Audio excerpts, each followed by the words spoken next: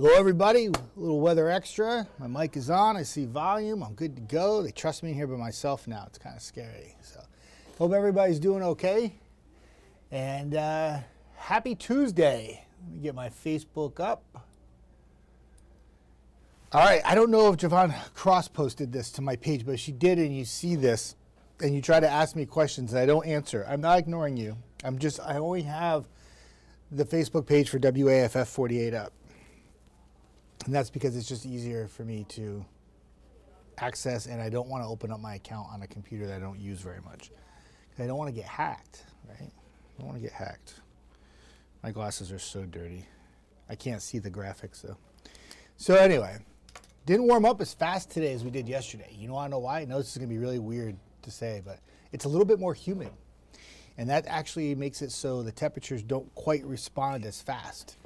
But we're still in the mid to upper 80s, so with that said, it's still hot, and it's going to be 90s plus again today.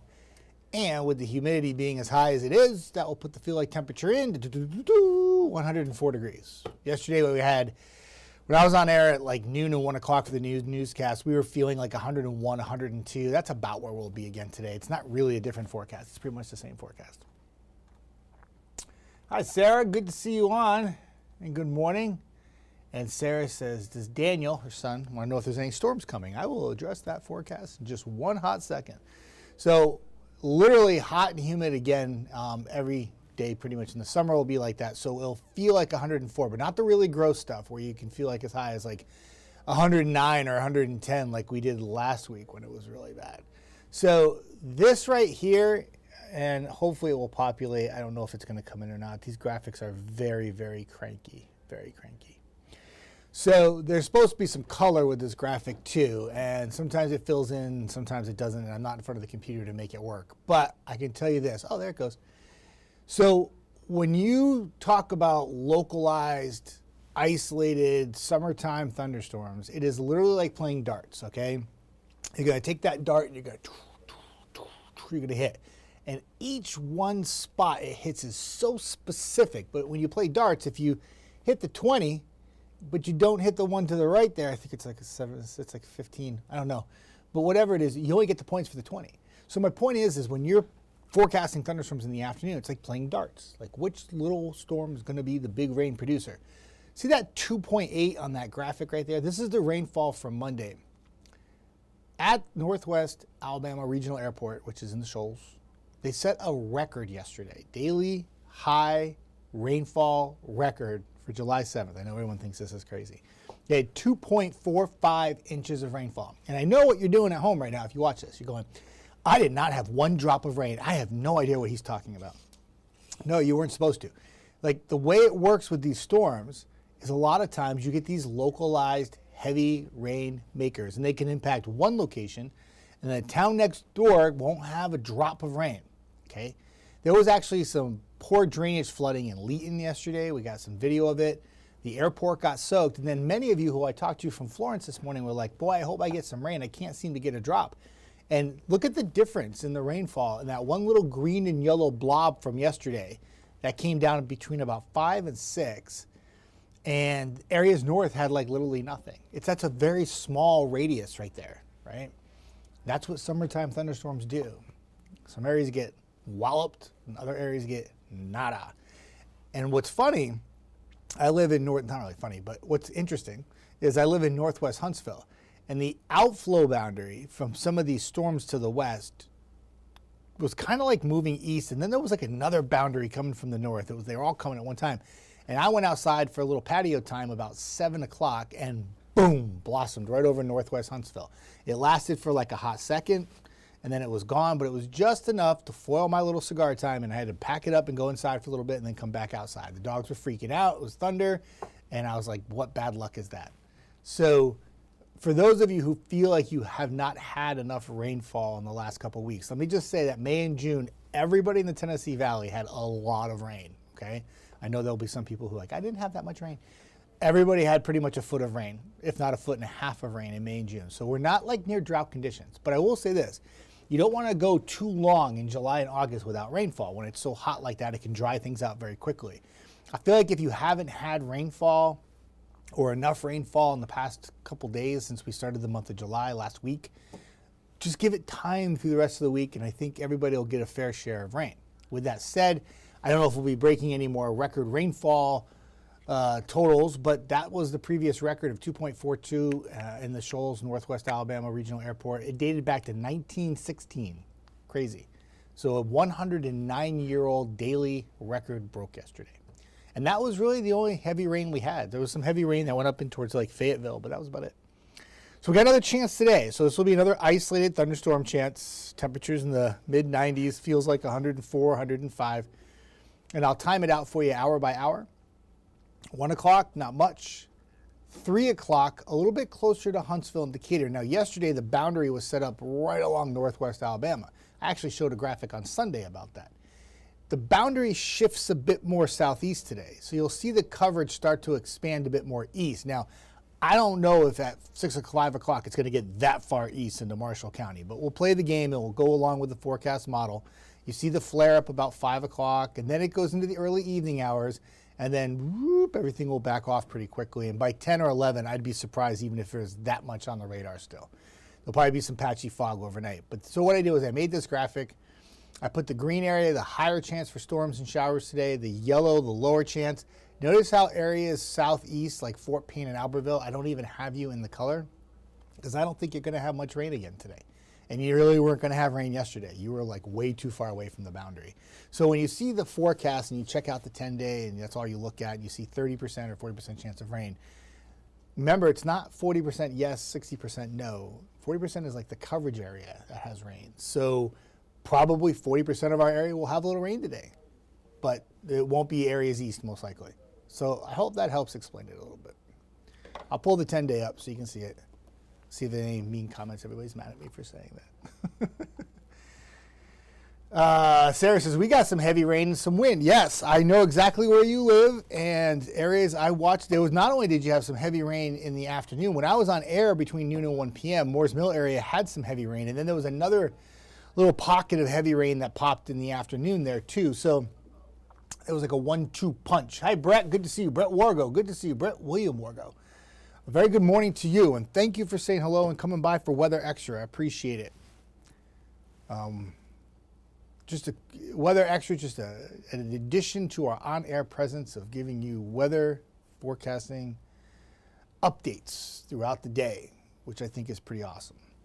And obviously, if we have something more severe happening, it's a great way to let you know if we're forecasting potential for severe weather, even if it's not happening yet. It gives you like an additional update in between all the newscasts that we do and the cut-ins that we do. And pretty much any way we can get you information. On our webpage, we have it. We have the best app ever.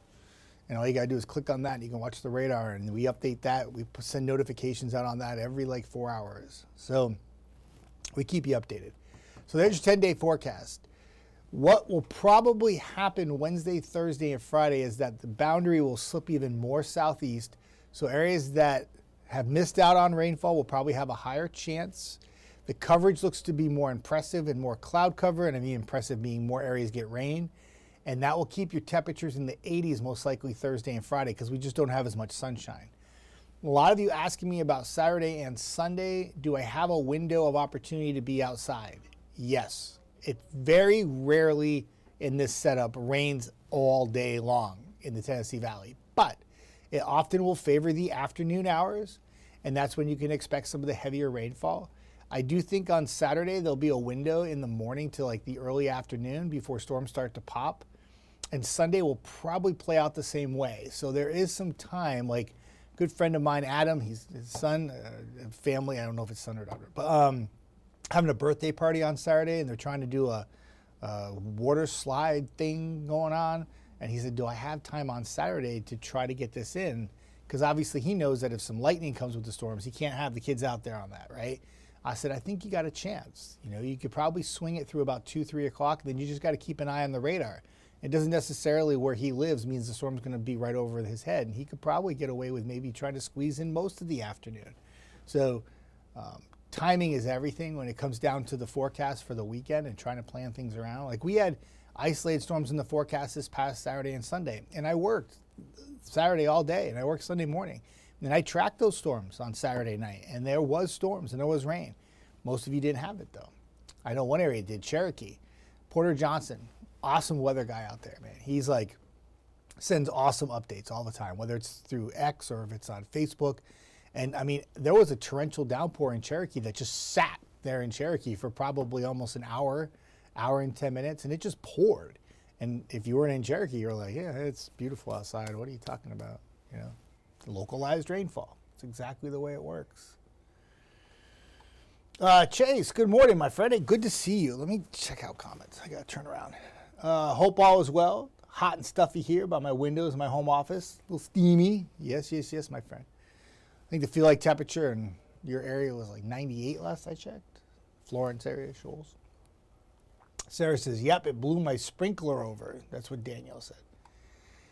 Yeah, I mean, there was a video, I don't know, like Brad posted. It's a great example of what a collapsing thunderstorm can do. So we talked about this at length for the past week and a half, because a lot of these storms, when the air goes up, it's usually got to come back down. Okay, so what happens is when these storms start to collapse, they start to think of it like imploding, like if you're blowing up a building, right? And it implodes on itself, what happens? All that air rushes down to the ground and lifts back up, right? So what happens is there's two things that happen there. When that air comes all the way down and implodes, you get this gust of wind that's wild. And it can create little outflow boundaries around it, and that can spark more storms around it. So yesterday, Brad posted a video that he got, and it was a Ring camera, and it was looking out the backyard, and it was at 2:19 p.m. And it was like the storm wasn't even like, if you looked at the radar, you'd be like, there's nothing there. But the storm was collapsing, and it brought this big gust of wind down, and this poor lady was out in the back deck trying to get her umbrella, and it was going crazy, and like it looked like a whole other world, like compared to what everybody else was dealing with. And he posted it, and everyone's like, oh, that's just a cheap umbrella. No, it's not a cheap umbrella. It's a really strong wind gust from that storm collapsing. There was really no formation after that air hit the ground. There was some outflow boundaries, but not really anything sparked from it. But it was pretty intense. But if you look at the radar, it's like one little blip of green at 2:19 p.m. and that was all it was, because there was no more rain with it. It was collapsing and fizzling out. So sometimes when those storms get to the tail end and they're weakening is when they actually can produce some of the strongest winds, when they start to fizzle and collapse. I still think, and I think it was Joshua in Jackson County a couple weeks ago, I was working, and there was an 18-wheeler tipped over. That was probably a collapsing storm. Produces a little bit of like a real strong downburst, and the 18-wheeler was tipped over. So, I mean, that stuff can happen. And doesn't have to necessarily be a big rainmaker as it's happening. Like, I couldn't believe, like, all the comments were really funny. Like, everyone's like, that's a cheap umbrella. That's the only reason why it blew away. Like, no, it blew away because the winds were really strong. What are you talking about? Stop the madness. Stop. Hi, Phyllis. Good to see you on from Athens. Hope you have a fantastic day. You might have a little higher chance of having some rain in Athens today than you did yesterday. I think you had a little rain. When I had that little bubble of rain pop over my house, I think there was some showers in your vicinity, if I remember correctly. Zelma says, good morning. I hope you have a great, blessed day. Well, Zelma, I appreciate that, and I hope you have a blessed day as well. Happy Tuesday to you. For those of you, it's Taco Tuesday, of course. Quint, what's up? Keeping the iced tea going and some fresh cut-up melons in the fridge for hot days like these. I'm telling you right now, you got the right idea. Okay, let me just say this. I'm trying to eat more, I'm trying to eat healthier. Like, I cut out fast food and stuff, and so I'm trying to eat fresh fruit. Ugh, gosh, it's so gross, but I do. But I think that is a fantastic idea, and I don't know what melon to do. So I cut up some cantaloupe the other day. I cut up some pineapple, and I did a honeydew. And I know you can buy that stuff like prepped already, but I like to cut it up myself. And I actually made little like bowls of them. So whenever I get hungry, I snack on that instead of a bag of potato chips. And in the summertime, it's very refreshing. And I found out that watermelon tastes good, by the way. Yeah, I like watermelon now. I never did as a kid. Now I do. All of a sudden, watermelon is like my favorite thing. When I was a kid, I did bad things to watermelons. I put big bottles of vodka in them. But nowadays, I actually eat the watermelon. And for those of you who don't like watermelon, but you're thinking, I might want to eat more fruit, I found this awesome recipe. If you ever want it, just let me know. It's feta cheese, and then you take whipped cream, and it's like a heavy whipped cream, and you blend it and put it in a food processor. And then you chop up some almonds, and you brush the the paste over the watermelon and the sweetness of the fruit mixed with the cheesiness of the mixture, so to speak, and some almonds on top with a little crunch. It's like the best snack ever. Yeah. You heard it here first. Cindy, good morning from Madison. Cindy Smith, good to see you on. Have a fantastic Tuesday. Stay cool. Hey, Big Cheddar. Samantha, what's up? Good morning. We got a little bit of rain at my parents' house in Center Star, but we could hear the lightning, I think, storm in Leeton. Yeah, you got it. Samantha, you are right on. No cheese here on this one. You are right on that.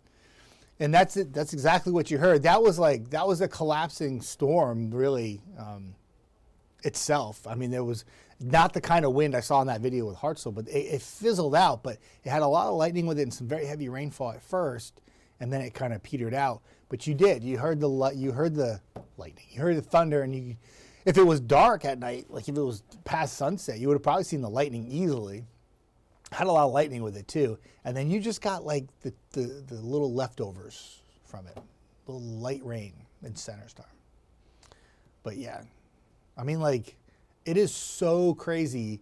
I think it was, I want to say August when I was here. I filled in for Eric one morning. It was like on August 4th. I want to say it was 2023, my first summer here.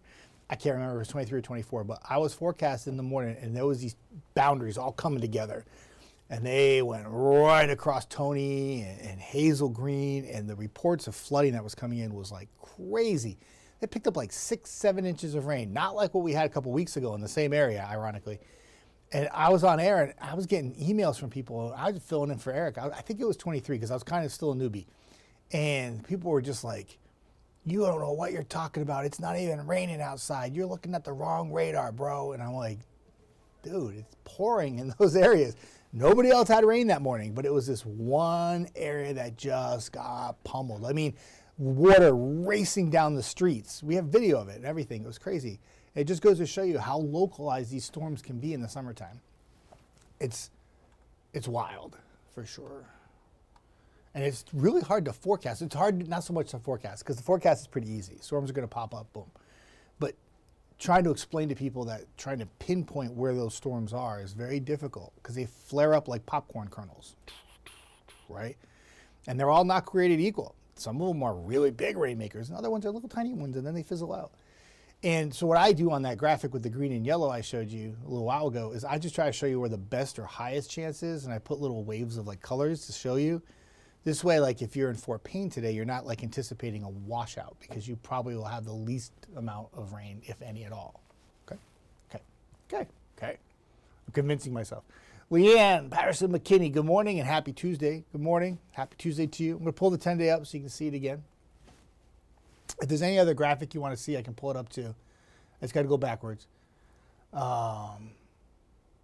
Yes, Cindy Smith. I don't know how to say it. Tajin or Tajin. We run advertisements for it. What's that stuff that you put on like fruit and stuff? Tajin, Tajin. Tajin. Thank you. Javon, thank you. Tajin. So anyway, okay, I want to get excited for a minute. So Tajin. So I heard this rumor that Tajin's really, really good. So there's a young lady, Hallie, she works in the back, and she's awesome. And we were talking about what to put it on. So I just recently bought some. I haven't used it though. But you could put it on fruit, you could put it on cheese, you could put it on crackers, you could put it on anything. Put it on a hot dog, hamburger. It's awesome. So I can't wait to give it a go. I've heard rumors it's really, really good, I think, yes. And putting it on fruit, Cindy, sounds like a great idea. Maybe I'll put that on my new watermelon that I just got. I just started eating watermelon recently, and it's actually really good. I didn't like it as a kid, like it now. Melody, we will be crying when it's cold. See that, Melody? You know what? There's always trade-offs, right? I love that. That's a great way to say, you know what? It's a little hot, but it's going to be cold again too soon. Somebody asked me, I forget, they were on Facebook this morning. They said, hey, can you bring back some cooler temperatures? And I was like, yeah, November. They'll be here then. See you then. I should still be here at that point, I hope. Zelma, Jeff, I should have told you I live on Grant Mountain, originally Gunners Mountain. Oh, Zelma, that's great. I know that area very well. I drive down there all the time. I'm a big fan of going down to Grant and Guntersville, and I know exactly where that is. You better be careful. I might stalk you. You never know. It's a beautiful area, though. And always like a hotbed for like strong storms when we have like full coverage of the Tennessee Valley. It just seems like that area, like, especially when you go south into like the Honeycomb area, seem like every time we have like strong winds, they happen there. It's wild. Or is it just bad luck? I don't know which. So that's your 10-day. I'll go back. Let me just show you this. This is the graphic that I made myself and I'm really proud of. Just made too graphic. I just put some colors in it. So again, higher chance of showers and storms today will be in the area in green. That boundary was a little bit more northwest yesterday. It's come back down a little southeast. So I tugged the yellow into Huntsville. Lower chance for showers and storms, but possible. And then for areas south and east of there, I think the chance for rain is really, really low for you. You probably have to wait until tomorrow, Thursday, and Friday, okay? All right, I have got to go. I've talked and babbled endlessly enough now for 20 minutes. So we are on air, TVL, coming at you at 11 o'clock. Peyton will be on air and lighten up the screen like she does every day. And then Jonathan is in again at noon today for Gina, and he will have the latest news, what's been breaking here this morning. I'll continue to provide weather updates, maybe even have a little action on the radar at that point like we did yesterday, but I'll be for sure ready to update you on anything that's popping throughout the day, all right? But for now, have a great day. Happy Taco Tuesday. And I don't know who's going to do Weather Extra tomorrow. It'll either be me or Eric, but one of us will be here, and we'll be back at 10:30 tomorrow morning. Chief Meteorologist Brad Travis will be in tonight. Any storms that fire up, he's got your back like he always does. And he will be on for his Weather Extra at 9:30, and you can join him there, and you can ask him any questions you want, and he'll be good to go. Talk soon. Have a good day.